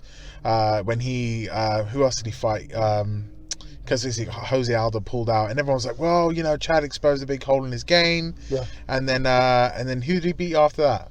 Did he fight Nate Diaz right after? He fought Aldo, knocked him out, and then then he was Diaz. because he was supposed to fight RDA. Yeah, and then Rafael dos Anjos. Nate Diaz. And then Nate Diaz fucked him up. He really fucked him up, and then he spent $300,000 on the new camp, and was like, "Screw it, I'm gonna go in and I'm gonna go all in." So fair play to McGregor for that, because he could have quite easily just drifted back off because his bubble was burst, but he's got back in there. And the trouble is, which again is undeniable, is after one-on-one with Nate Diaz, he's back in the game. Yeah. It's like, what? Well, we need to see that trilogy, man. I need to see it. Well, I think what they're trying to even do... John Kavanagh wants it. That's what he said on the MMA Hour. The whole thing that they should do, that one of my guys at the gym here, he goes, I'm predicting him. I want to put a bet on Nate Diaz versus McGregor at 209, at UFC 209. And they got to have it like in Stockton, right? There's some arena in Stockton at 209. That's the fight to have, right? I think, what did he say? He said, I think someone else said on the Facebook, McGregor versus Diaz, 209, and GSP versus Nick Diaz or something like that at 209. That'd be the main event, the co-main event, you know, in the dream or whatever. But McGregor, again, it's undeniable, and he has taken it to a whole different level, and people know about it more now. What about? Did you hear about Khabib Nurmagomedov? I struggle with it. I do his name, man. But so he's like, oh yeah, I'm not going to fight in the UFC. This has just come out today. I'm not going to fight again for the UFC unless it's for the title. So unless he fights for that lightweight title. Well, the thing is, because he fucked up Michael Johnson bad, man. Yeah, I mean, but Michael caught him with that straight left. Yeah, I mean, the thing is, you got everybody else apart from McGregor is gunning for McGregor, because he's just come in, sounded off. They've loved him and they've given him a platform to do it. And whether it's the hard work that he's put in or the stars have just aligned for him, it is what it is. He's done it. And the trouble is now everybody else is like, well, shit. What about me? Hang on, how come this guy's just popped in and off he's gone? But he's just had, you know, he had everything, you know, he could fight. He was backing everything he was saying up, because people were sometimes too scared to say, like, I'm going to knock him out, I'm going to submit it, because they like don't want to look a bit of a dick if they don't do it. But he didn't care. Yeah. And he backed most of it up, you know. So now everybody's trying to catch up with him, and like, look how many people are wearing suits now. Yeah, it's exactly. Like how many everybody's wearing a suit. What? No one was doing that shit before. Well, he came out with that old Sugar Ray Leonard style. Was it Sugar Ray? Because he's got to change the game up, hasn't he? He's got to come out with something different. But that's what I mean. He's setting a trend, and people, it's got to take someone else to come in to shake it up a bit, you know. So fair play to him for him to do it, and fair play, he's from this domestic scene that we have here.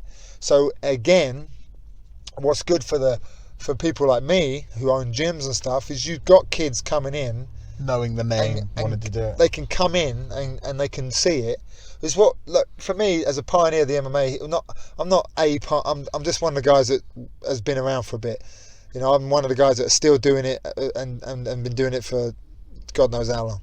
But the thing is now, back in the day, it was all about trying to get people get paid more here, you know.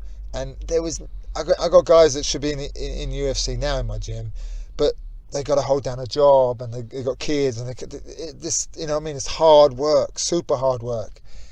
And now kids can come in and go, you know what, someone's already done it. Like McGregor and the guys that are all in there now earning a living out of fighting, this is possible.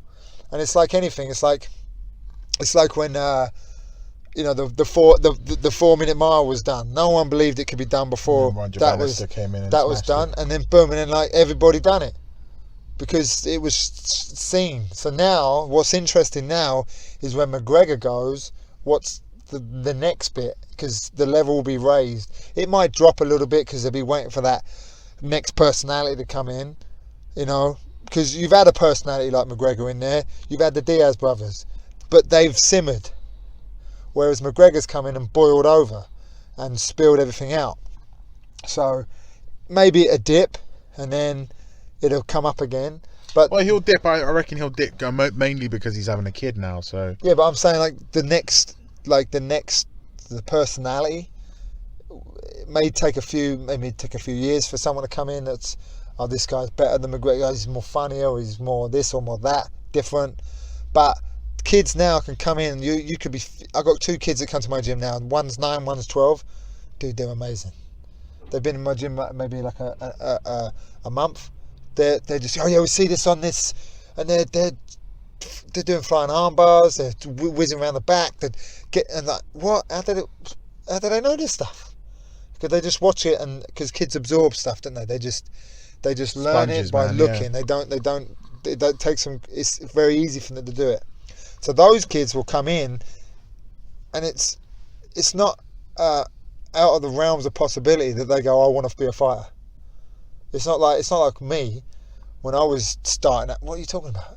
Like, even when I wanted to open up a gym, I started teaching again out of just, we were training once a week there, once a week here, and the guys that I was training once a week with was like, well, why don't you teach? Well, you know, you're fighting and stuff. You know more than us. You show us some stuff. I went, all right. And this is when I was training out with Eric and stuff. So I just built a shed in my garden, matted it out, and away we went. And then so from there, we got too busy, and then it was like, well, let's get a scout hall. So my sister, right near where she lives, she knew like the local. This is up in South Oxford. South Oxford, yeah. So we taught there in a scout hall. And then, does Dean still training? Dean Clements? No, not Dean. No. I think his gloves are still knocking about in the spares pile. Oh, really? But he taught me how to drive. His memories are still there. Yeah. He was good, man. He had an amateur fight. Yeah, I think he lost, but yeah. He got in there. He's a strong guy. And but yeah, so people come in and out of their scout hall, and then it was like, one of my students goes, Dave, we got to open up a gym.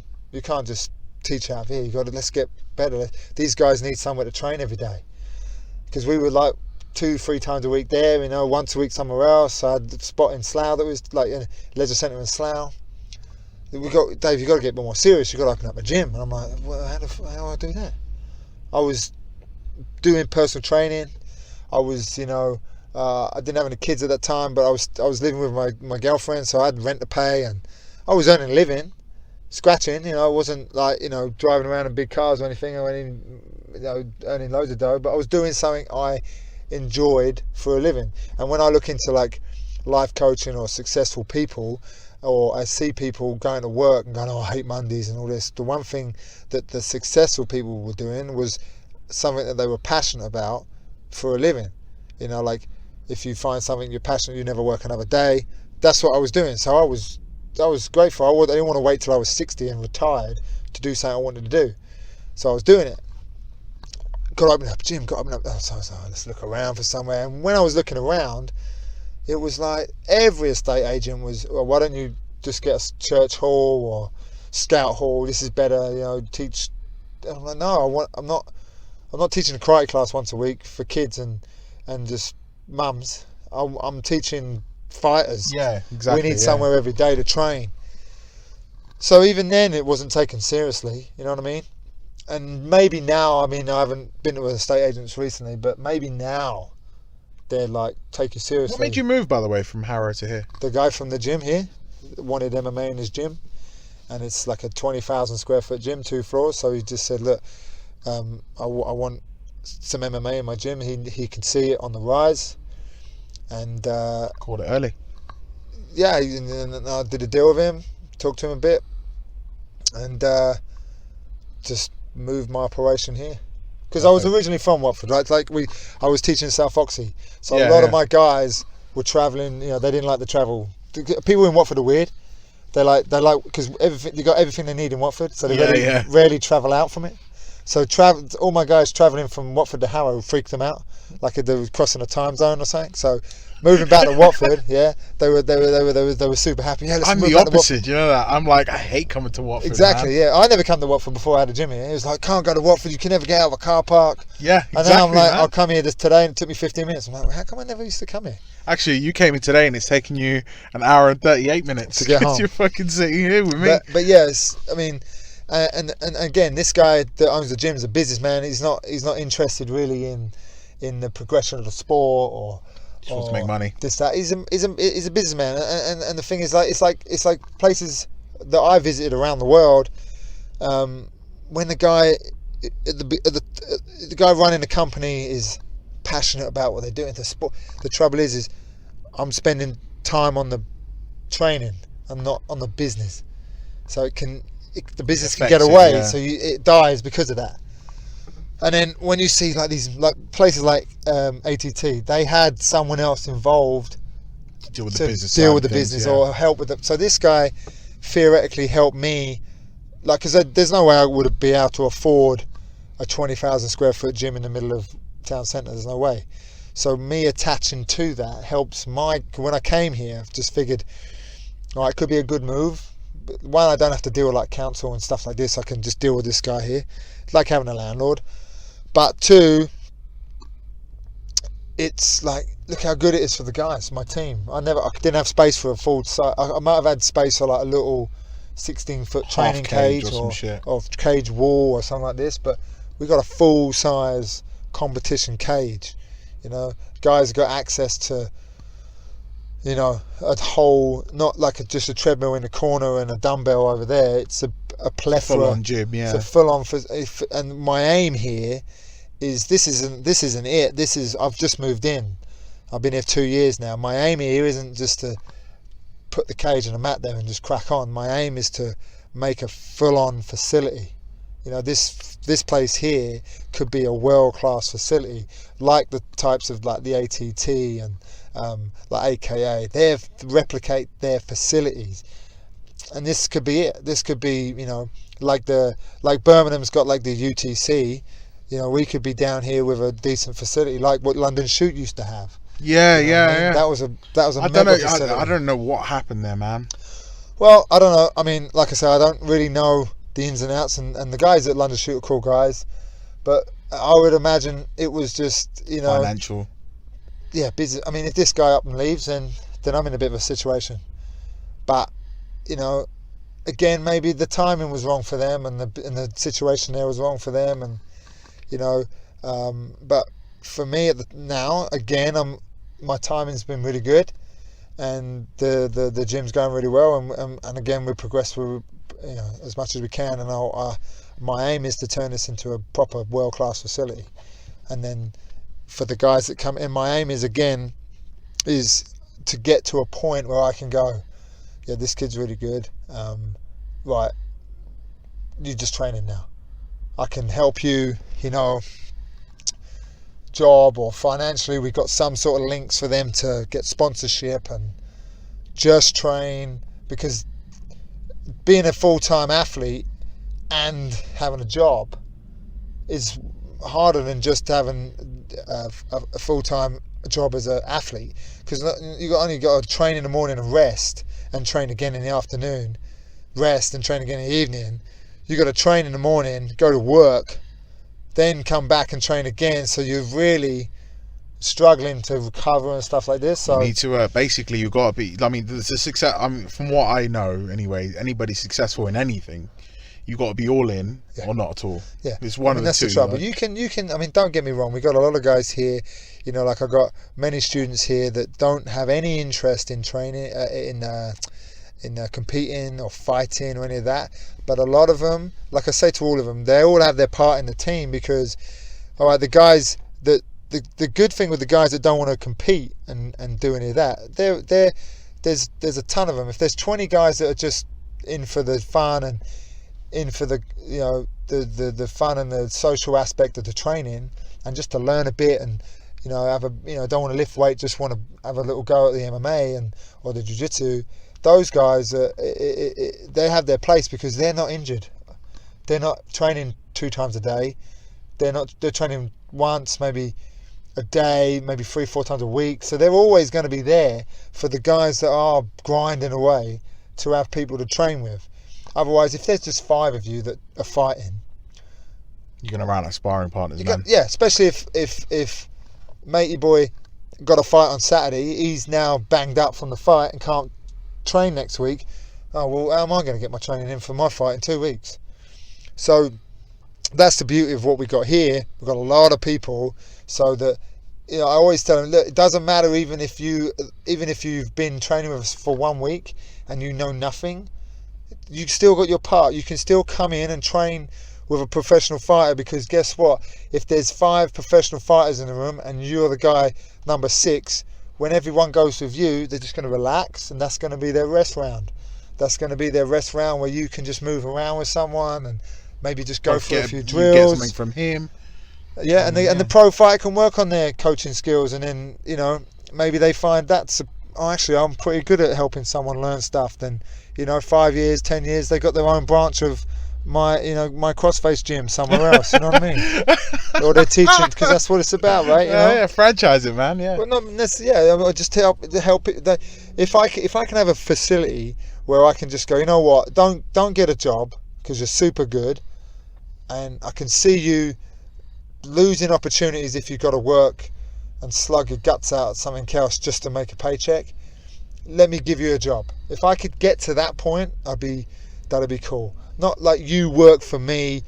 You've got you teach this class. This. I've got kind of a little bit going on at the moment, like a sketchy kind of way of doing it. Like a few guys that help out and, you know, help them, you know, drop a couple of days of work and they can just come and train, you know, and help, you know, they can teach them privates or take a class for me and stuff like that. But if I could get to a stage where the business is earning enough money for them to sort of not now concentrate on a full-time job of teaching, but do enough for them to make some money, help them with people, like slot them in with some sponsors, slot them in with some you know, ways of earning money without having to grind their balls out so they can train, you know, then you know, if I can help people follow their own passion, then, you know, I've got guys that train with me that are super good at drawing, good competitors in jiu-jitsu and MMA, but they're super good. I'm like, why aren't you drawing for a living?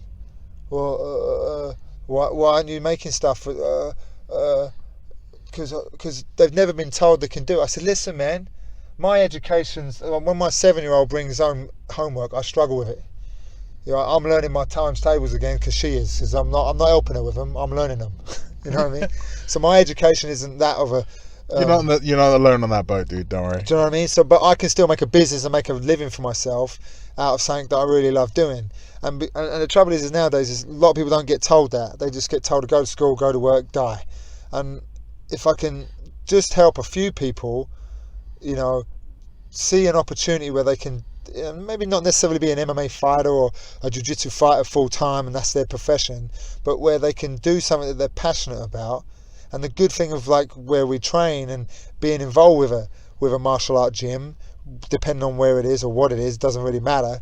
But you're straight away linked into an eclectic kind of situation where you've just got so many different types of people that you can, you know, I got guys that, you know, are house husbands that are also like creative designers.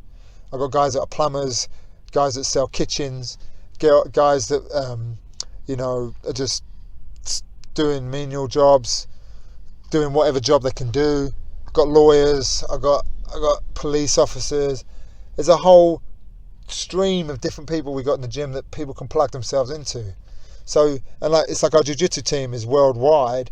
So I said, look, if you're ever going away on holiday, you jump into one of our gyms and straight away you're going to plug into the city as a local, because you're going to be straight into people from there, yeah, straight into the culture, and that's the beauty of the of the martial art. You can, I mean, I've been to places where I didn't know anybody, and I was just rocked up at the class to train martial art, and everyone's like, yeah, cool, and you just jump in and away you go, and because you know that language, everyone's susceptible to you. And I got taken around like Santa Monica Beach, not knowing these people, but yeah, come down with us, we're going there tomorrow. All right, it's perfect. They don't know me, but Santa Monica's fucking amazing. Yeah, cool place. Yeah, man. Saw the guy with the dreadlocks playing guitar on the roller skates. That's pretty funny. It's iconic, but that's the beauty of the martial arts. So if I can, that's my aim.